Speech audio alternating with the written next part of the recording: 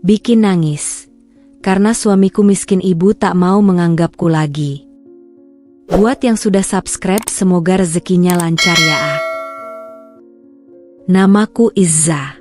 2 tahun lalu, aku membuat keputusan yang mengubah hidupku selamanya. Aku menikah dengan pria yang tidak pernah mendapat restu dari keluargaku.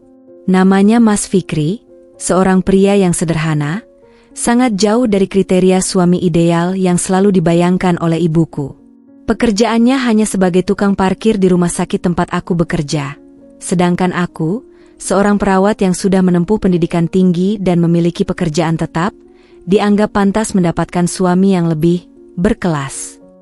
Seorang dokter, mungkin, atau pria yang berkarir di perusahaan besar dengan jas rapi dan gaji yang menggiurkan daripada tukang parkir seperti Mas Fikri. Namun, hatiku berkata lain. Ketika pertama kali bertemu Mas Fikri, ada sesuatu yang berbeda dalam dirinya, sesuatu yang tak bisa diukur dengan pekerjaan atau status sosial. Mas Fikri adalah pria yang selalu tersenyum, meski kehidupan tidak memberinya banyak kemudahan. Ia memiliki kebaikan hati yang tulus dan keteguhan dalam menghadapi segala kesulitan. Tak butuh waktu lama bagiku untuk jatuh cinta pada sifatnya yang sederhana namun tegar. Meski hidupnya penuh keterbatasan, ia tak pernah mengeluh. Dan itu membuatku merasa bahwa dialah orang yang tepat untuk menemaniku menjalani sisa hidupku. Kami menikah secara sederhana.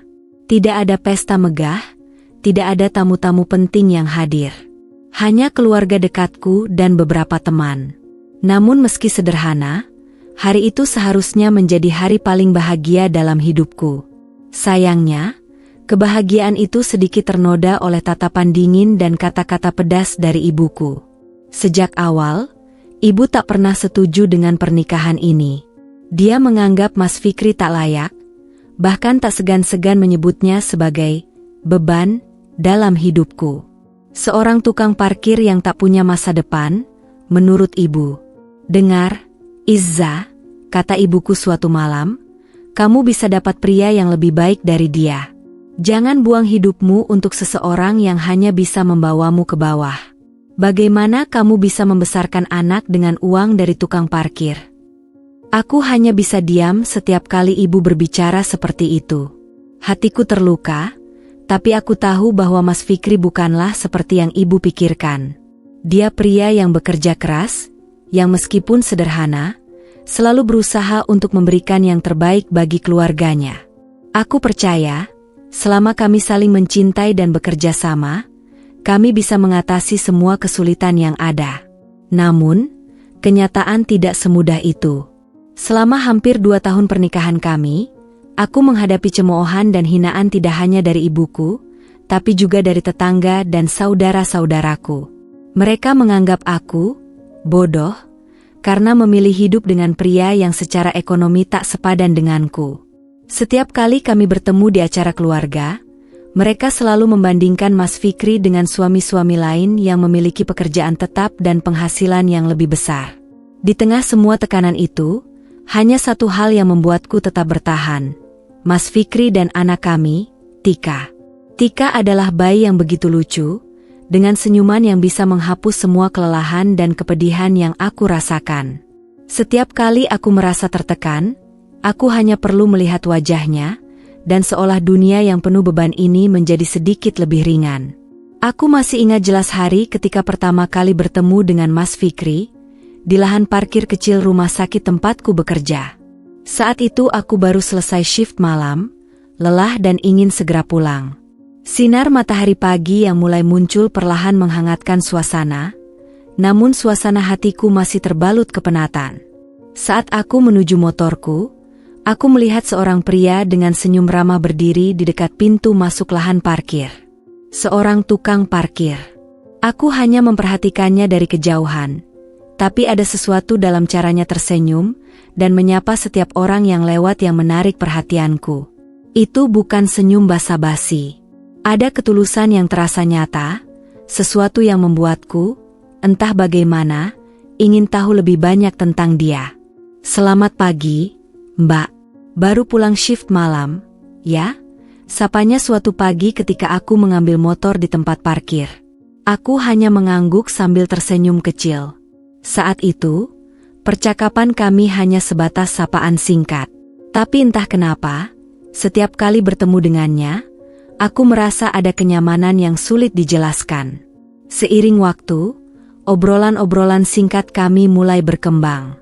Awalnya hanya sekadar basa-basi tentang kesibukan pekerjaan. Namun lambat laun, aku mulai merasa senang berbicara dengannya. Mas Fikri selalu mendengarkan dengan penuh perhatian, tidak pernah memotong pembicaraan, dan cara dia merespon setiap kalimatku membuatku merasa dihargai. Suatu hari, di tengah obrolan kami yang biasanya ringan, Mas Fikri tiba-tiba bercerita tentang masa lalunya. Awalnya aku tak menduga bahwa pria yang setiap hari kulihat sebagai tukang parkir sederhana, memiliki cerita hidup yang begitu berat. Dulu, aku punya usaha peternakan ayam Za, katanya dengan nada tenang, tetapi aku bisa merasakan ada kepedihan tersembunyi di balik kata-katanya.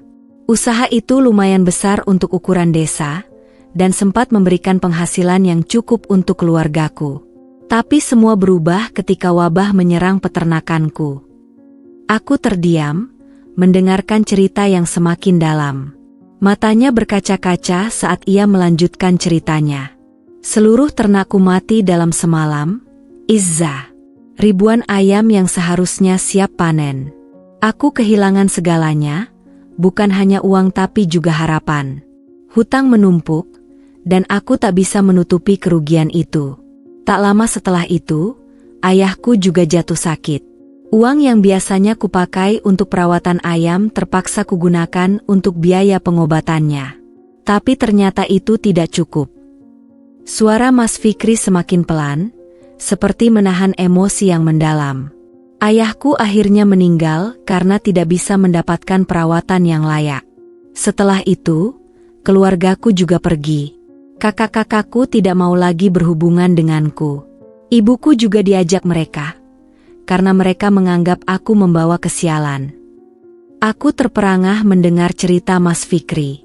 Tak pernah kusangka bahwa pria yang selalu tersenyum dan tampak kuat itu ternyata menyimpan luka yang begitu dalam. Kehilangan bukan hanya bisnisnya, tetapi juga keluarganya, membuat hidup Mas Fikri berubah drastis. Namun, ia tidak pernah mengeluh. Tidak ada amarah dalam suaranya saat ia menceritakan pengkhianatan keluarganya. Hanya ada kesedihan yang tertahan dan penerimaan yang mengagumkan.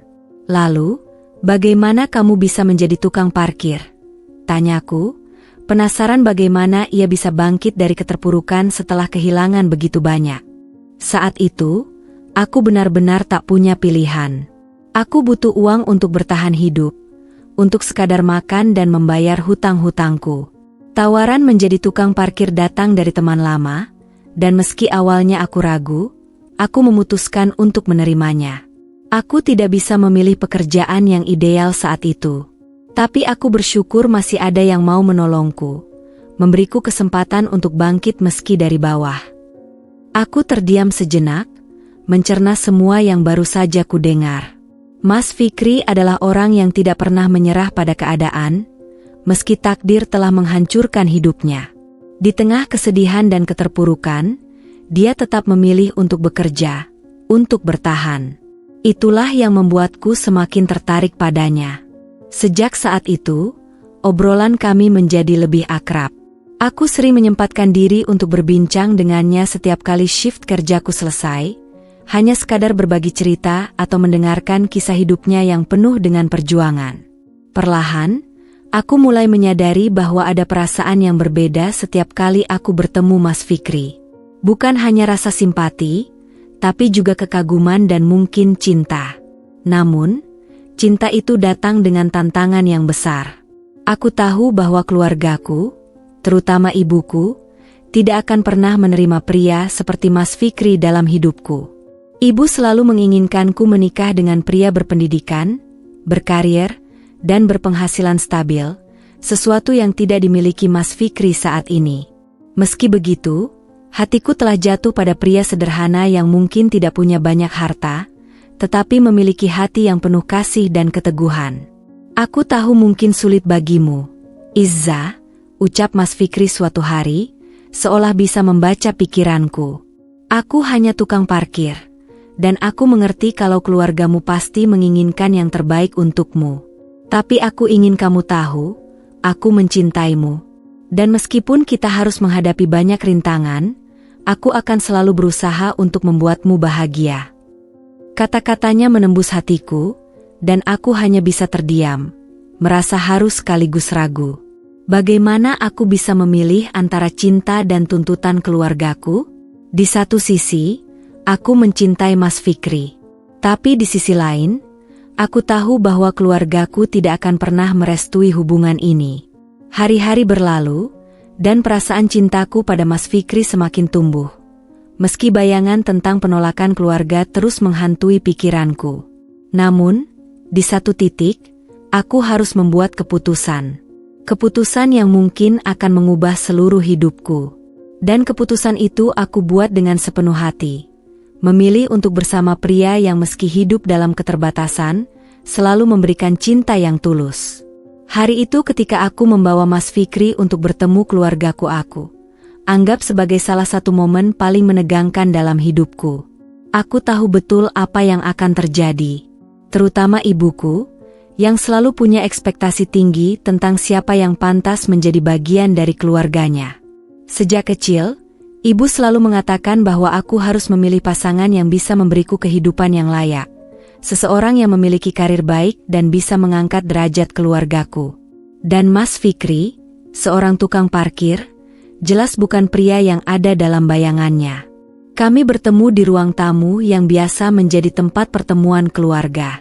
Ibuku duduk dengan di kursi sambil memandang kami berdua dengan tatapan penuh kebencian. Ayahku, meskipun lebih tenang, tidak bisa menyembunyikan raut wajahnya yang terkejut melihat calon menantunya bukanlah sosok yang sesuai dengan harapan mereka. Ketika Mas Fikri memperkenalkan diri dengan sopan, suaranya tenang namun penuh kejujuran. "Ibu, Pak, saya Mas Fikri." "Oh, kamu Mas Fikri yang sering diceritakan putriku," kata ibuku sinis. "Iya Bu," jawab Mas Fikri sambil menundukkan kepalanya. "Oh ya, kamu kerja apa sekarang?" tanya ibu lagi. "Saya jadi tukang parkir Bu di rumah sakit Izza BK," kata Mas Fikri dengan malu.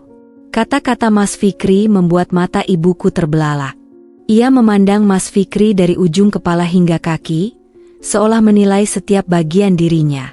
Lalu, tanpa basa-basi, ia langsung menjawab dengan nada dingin. "Oh walah, seorang tukang parkir toh? Izza, apa kamu gak salah? Kamu kan bisa saja memilih pria yang lebih baik. Kamu seorang perawat, seharusnya masa depanmu cerah. Tapi kenapa kamu memilih gembel kayak dia?" Aku merasa hatiku hancur. Sebelumnya aku sudah menduga reaksi ini, tapi mendengar ibuku berbicara dengan nada penuh penolakan membuat dadaku sesak.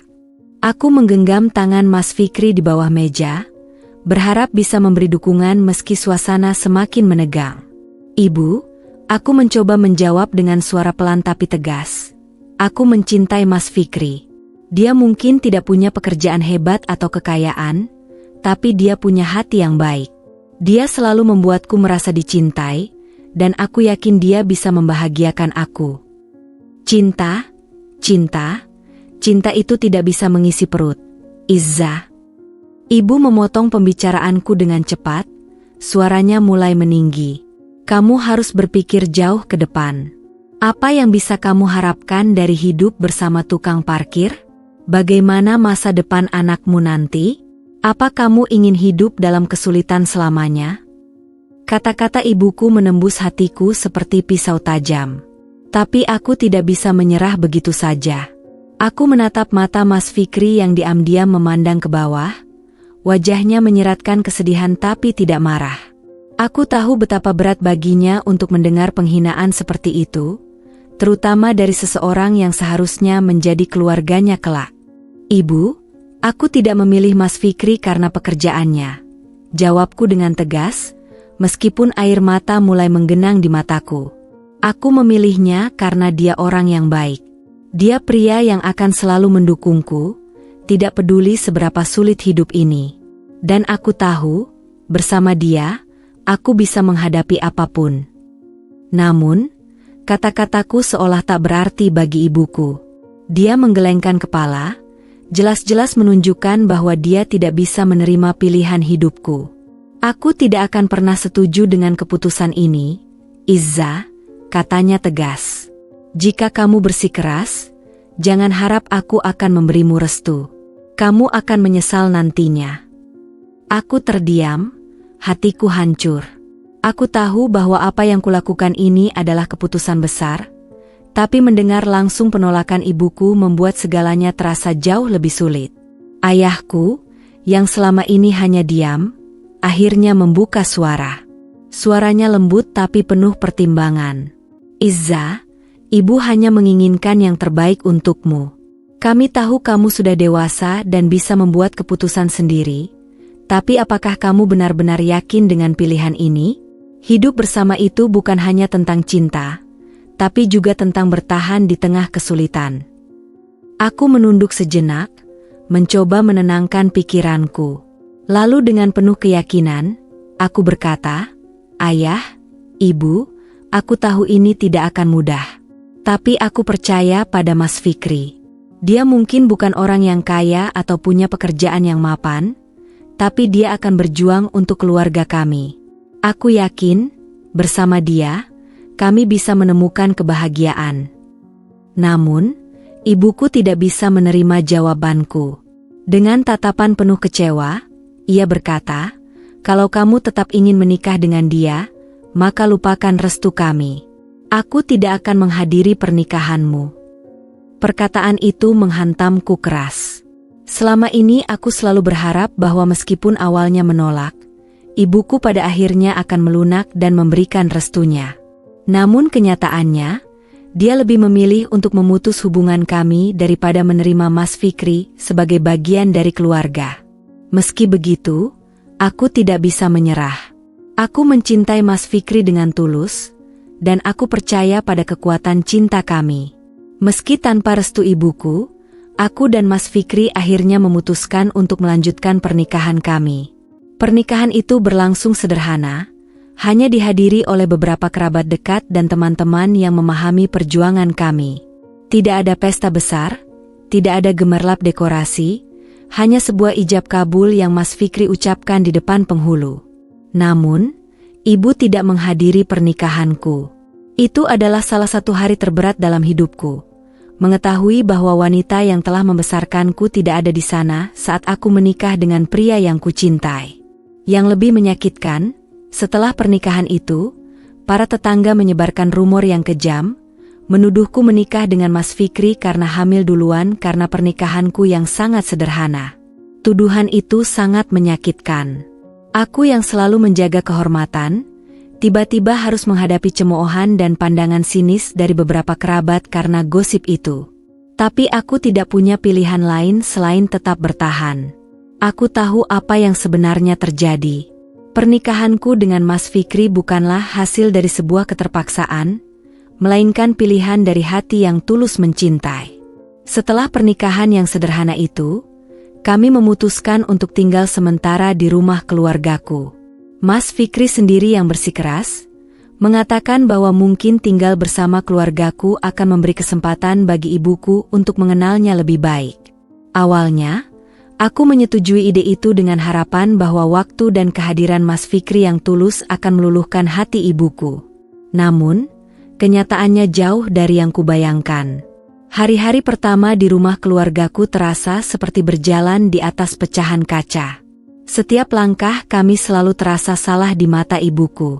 Setiap kali Mas Fikri melakukan sesuatu, tak peduli sebaik apapun usahanya, selalu ada kritik yang meluncur dari mulut ibu. Bahkan hal-hal kecil seperti cara Mas Fikri meletakkan sandal di teras pun bisa menjadi bahan hinaan. Aku ingat jelas satu malam setelah Mas Fikri pulang kerja. Dia membawakan sebungkus bakso dari warung favorit kami, salah satu makanan kesukaanku sejak kecil. Wajahnya tampak lelah, tapi tetap penuh semangat ketika dia menyerahkan bungkusan itu kepadaku. "Ini, Izza. Aku ingat kamu bilang rindu makan bakso ini," katanya dengan senyum lembut yang selalu menenangkan. Namun, kegembiraan kecil itu tak berlangsung lama. Ibu, yang kebetulan lewat di ruang tamu, langsung memandang bakso itu dengan tatapan jijik. Tanpa berkata sepatah kata pun, dia meraih bungkusan itu dari tanganku dan dengan kasar melemparkannya ke tempat sampah. Makanan murahan seperti ini tidak pantas dimakan di rumah ini, kata ibu dengan nada dingin yang menusuk. Hatiku hancur melihat perlakuan ibuku terhadap suamiku. Aku menatap Mas Fikri, berharap dia akan marah atau setidaknya menunjukkan rasa kecewanya. Tapi Mas Fikri hanya tersenyum tipis, seolah tak terpengaruh. Tidak apa-apa, Izza, katanya pelan sambil meraih tanganku, berusaha menenangkanku. Kamu jangan sedih ya, mungkin memang aku yang salah. Namun, di dalam diriku, rasa sakit semakin dalam. Ini bukan pertama kalinya ibu mempermalukan Mas Fikri di depan keluargaku. Bahkan ketika tidak ada tamu atau saudara yang datang, ibu tetap tidak segan-segan menghina suamiku. Di depan tetangga, ibu tak ragu menyebut Mas Fikri sebagai beban dan lelaki tak berguna. Setiap kata yang keluar dari mulut ibu seperti racun yang menghancurkan harga diri suamiku, tapi Mas Fikri tetap tegar. Situasi semakin sulit. Setiap hari, ibuku tidak hanya menjelekkan dan menghina Mas Fikri tetapi juga membandingkan Mas Fikri dengan Hendra, suami Mbak Laras. Mas Hendra, yang memiliki pekerjaan tetap sebagai supervisor di sebuah minimarket, menjadi standar kesuksesan yang selalu dijadikan patokan oleh ibuku. Kalau saja kamu punya suami seperti Hendra, Izza, hidup kita pasti akan lebih nyaman, katanya dengan nada mencemooh sambil memandang Mas Fikri yang sedang duduk di sudut ruangan. Hendra bisa membelikan Laras motor baru, sedangkan Mas Fikri, dia hanya tukang parkir. Apa yang bisa dia berikan untukmu? Setiap kali mendengar perbandingan ini, jantungku serasa terhenti. Mas Fikri hanya terdiam, tidak ada balasan dari bibirnya, tetapi aku bisa melihat betapa hancurnya hatinya. Suatu malam, saat Mas Fikri sedang membersihkan halaman, ibuku dengan lantang berkata, "Makanya kerja yang benar, beda banget dengan Hendra tuh yang mau buat rumah buat Laras," kata ibuku nampak begitu sinis kepada Mas Fikri. Mas Fikri menunduk, berusaha menahan rasa sakit yang menggerogoti hatinya. Ibuku, seolah tak peduli, melanjutkan ejekannya. "Kau tahu, Izza, seandainya Mas Fikri bukan tukang parkir, mungkin kamu tidak perlu menumpang di rumah ini seperti pengemis. Hendra punya masa depan yang cerah, sementara suamimu bisa apa selain menjadi beban." Seiring waktu berlalu, meski semua cobaan yang kami hadapi, Mas Fikri tetap bersabar. Namun, ada saat-saat di mana aku melihat kerinduan di matanya, kerinduan akan penerimaan dan pengakuan dari keluargaku. Setiap kali ibuku membandingkan Mas Fikri dengan Hendra, aku merasa seperti sudah tidak ada harganya lagi di rumah ini. Bahkan kejadian yang paling menyakitkan terjadi ketika ada acara keluarga di rumah. Semua anggota keluarga besar berkumpul, termasuk saudara-saudaraku yang jarang datang. Di hadapan mereka, ibu secara terang-terangan membicarakan Mas Fikri dengan nada menghina. "Anak saya menikah dengan tukang parkir. Apa kalian bisa bayangkan? Seorang perawat yang seharusnya punya masa depan cerah, malah memilih pria seperti itu." Aku tidak bisa menahan air mata saat mendengar ibu berbicara seperti itu, sementara Mas Fikri hanya duduk diam di pojokan, wajahnya tetap tenang. Aku tahu di balik ketenangan itu, ada rasa sakit yang luar biasa. Namun, seperti biasa, dia memilih untuk tidak membalas atau membela diri. Setelah acara selesai, Mas Fikri hanya berkata kepadaku, "Sayang, kalau kehadiranku di sini terus membuat ibumu marah, mungkin lebih baik aku pergi." Hatiku semakin teriris mendengar perkataannya. Aku tahu Mas Fikri bukanlah pria yang mudah menyerah, tapi aku juga tahu bahwa dia sudah menanggung terlalu banyak. Dia bekerja keras sebagai tukang parkir, menabung sedikit demi sedikit untuk masa depan kami, dan tetap berusaha menjaga kehormatan di tengah segala hinaan yang diterimanya. Aku merasa bersalah, seolah-olah dengan menikah denganku, Mas Fikri harus menanggung beban yang tidak seharusnya.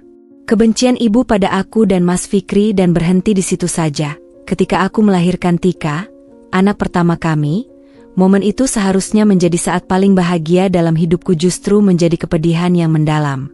Setelah melalui 9 bulan kehamilan yang penuh harapan dan cinta, akhirnya aku melahirkan bayi mungilku di rumah sakit.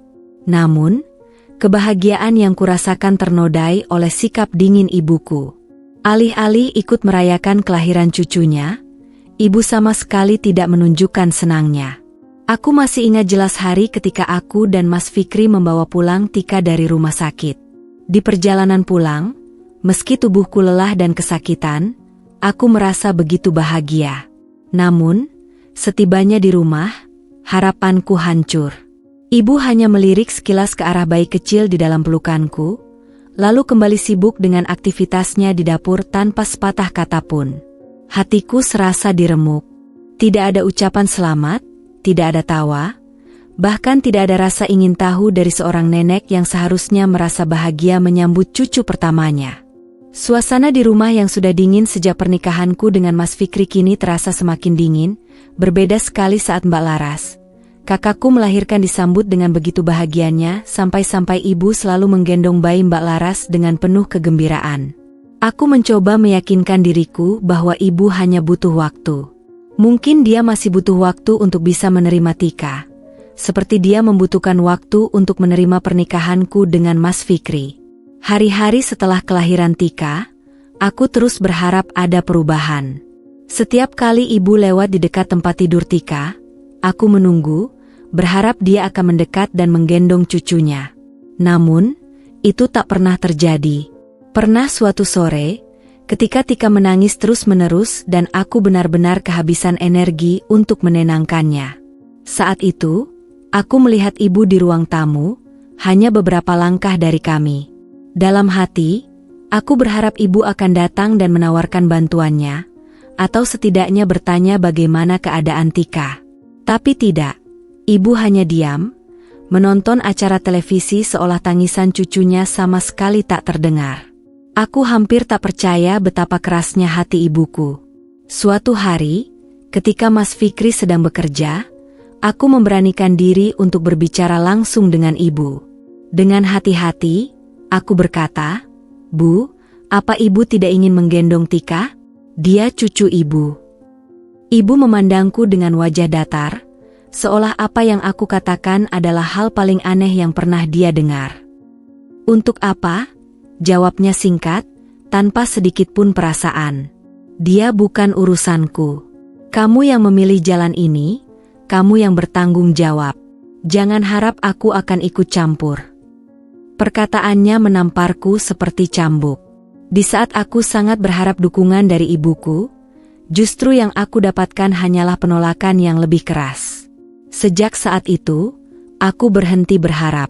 Aku berhenti berharap bahwa ibu akan menerima Tika, atau bahkan mengakuinya sebagai cucu. Setiap kali aku melihat ibu melewati Tika tanpa sekilas pandang, rasa sakit di hatiku semakin bertambah. Waktu terus berjalan, dan Tika tumbuh menjadi bayi yang sehat dan lucu. Senyumannya adalah sumber kekuatan bagiku dan Mas Fikri. Namun, ada luka yang tak pernah sembuh di dalam hatiku. Luka karena melihat bagaimana ibu, satu-satunya nenek yang Tika miliki, sama sekali tidak mengakui kehadirannya. Tidak pernah sekalipun ibu menggendongnya, bahkan menyentuhnya pun tidak. Bahkan ketika tetangga atau saudara datang berkunjung untuk melihat Tika, ibu dengan dinginnya menjauh, seolah-olah bayi kecilku adalah sesuatu yang tidak layak mendapat perhatian. Aku sering mendengar komentar dari tetangga yang terkejut melihat sikap ibu. "Kok ibu tidak sayang sama cucunya?" tanya seorang tetangga suatu hari ketika mereka sedang berkumpul.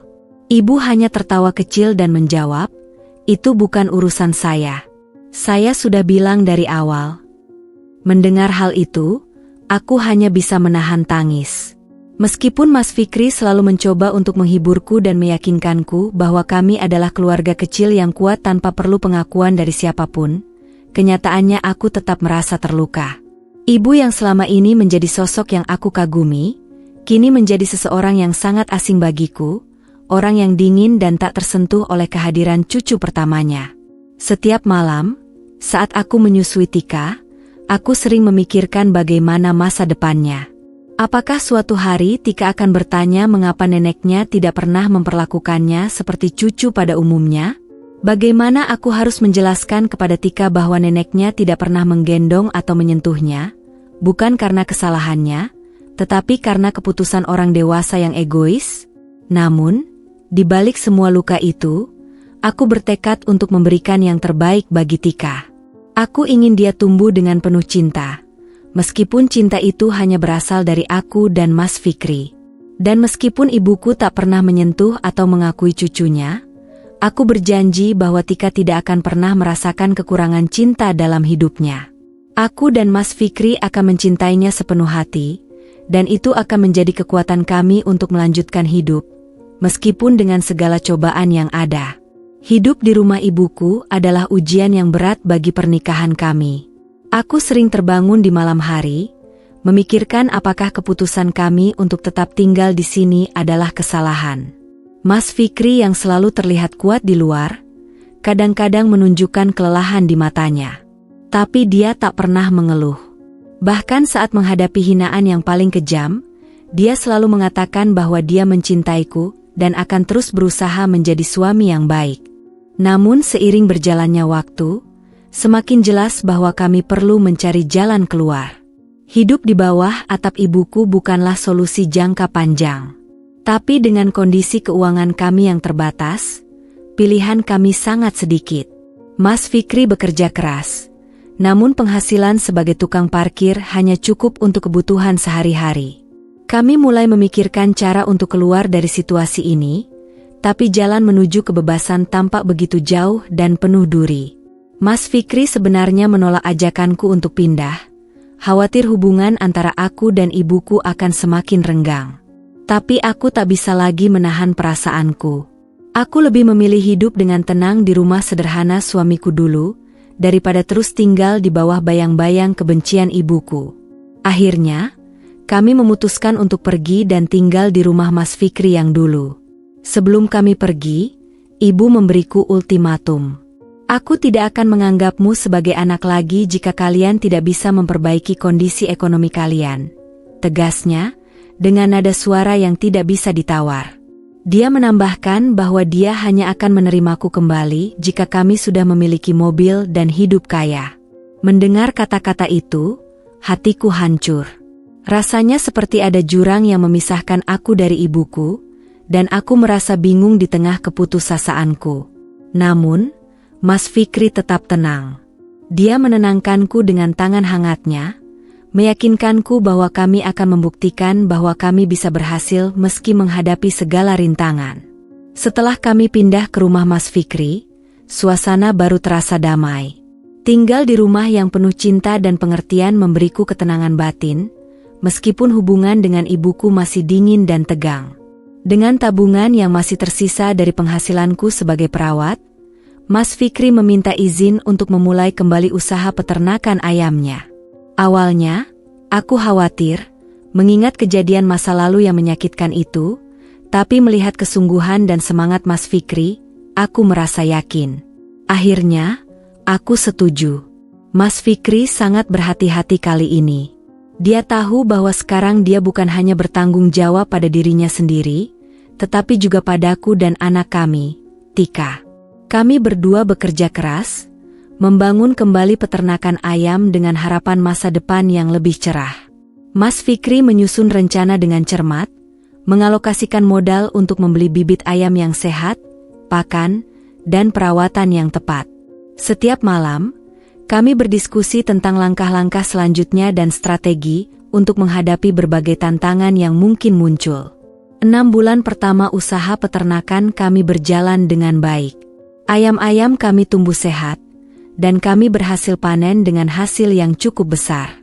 Mas Fikri sangat bahagia, dan senyum di wajahnya selalu membuatku merasa optimis.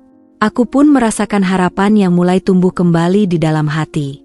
Hasil panen kami tidak hanya cukup untuk menutupi biaya operasional, tetapi juga memberi kami kelebihan yang bisa kami tabung. Kami mulai menabung untuk membeli rumah dan mobil, sesuatu yang ibuku tuntut agar bisa menerima kami kembali.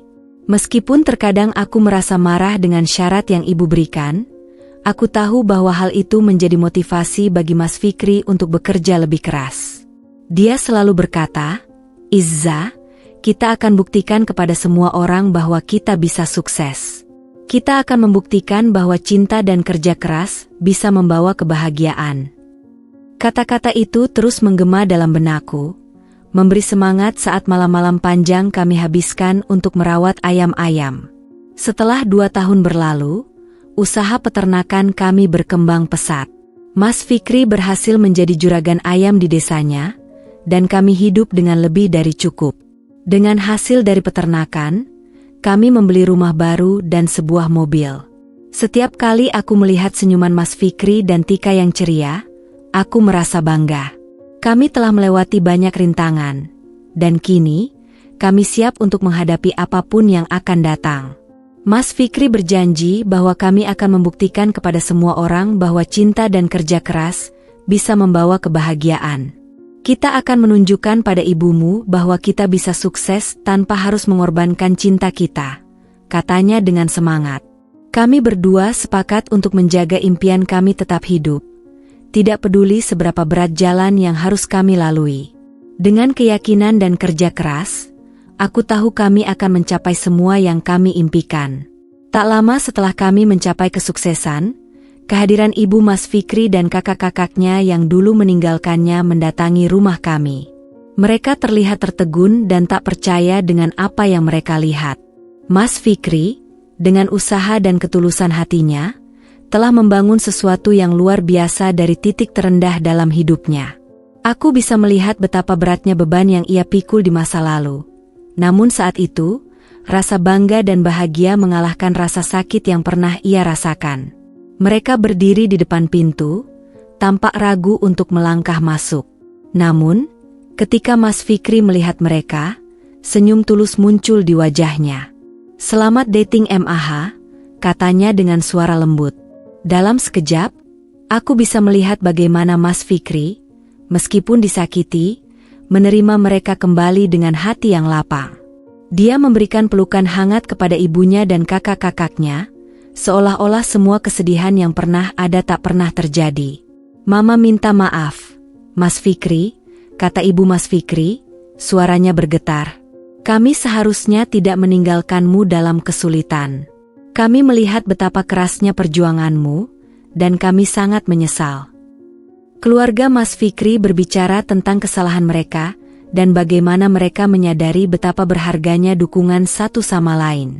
Ada momen haru yang menyentuh ketika mereka mulai saling berpelukan, melepaskan rasa bersalah dan menyambut kembali satu sama lain. Saat itu, aku merasa terharu melihat cinta yang sejati, meskipun di tengah kesedihan dan ketidakadilan yang telah mereka alami. Begitu pula dengan ibuku. Setelah mengetahui kesuksesan kami, dia datang ke rumah dengan langkah ragu. Matanya yang dulunya penuh penolakan kini terlihat penuh air mata. "Izza, ibu minta maaf," ucapnya dengan suara serak. "Ibu telah salah menilai Mas Fikri. Kesuksesanmu membuat ibu menyadari betapa berharganya cinta yang kalian miliki." Mendengar kata-kata itu, hatiku sempat terluka. Namun, aku memilih untuk memaafkan. Aku tahu bahwa semua orang bisa berbuat salah, dan pengakuan dari ibuku adalah langkah awal untuk memperbaiki hubungan kami. "Ibu, kita semua belajar dari kesalahan," balasku dengan lembut. Mas Fikri dan aku berhasil mendapatkan kebahagiaan yang kami impikan, tanpa perlu mengorbankan cinta dan rasa hormat kami satu sama lain. Kami semua duduk bersama, menceritakan berbagai hal, termasuk perjalanan kami dalam membangun usaha peternakan. Cerita-cerita itu membuat semua orang terharu dan merasakan kembali hubungan yang hilang.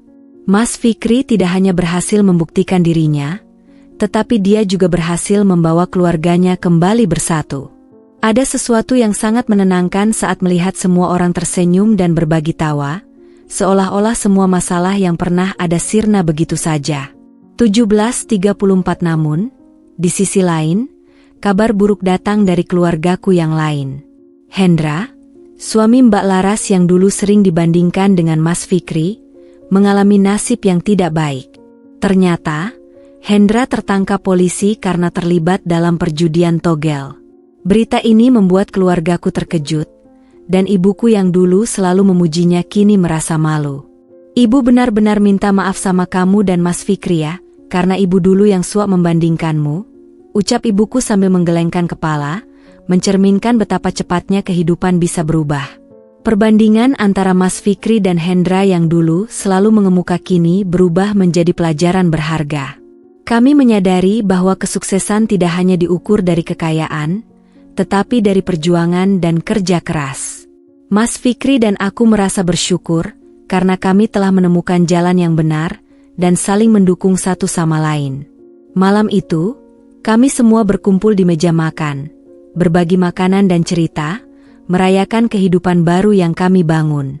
Dalam keramaian itu, aku tahu bahwa meskipun jalan kami penuh dengan tantangan, kami kini memiliki keluarga yang lebih kuat dan saling mendukung.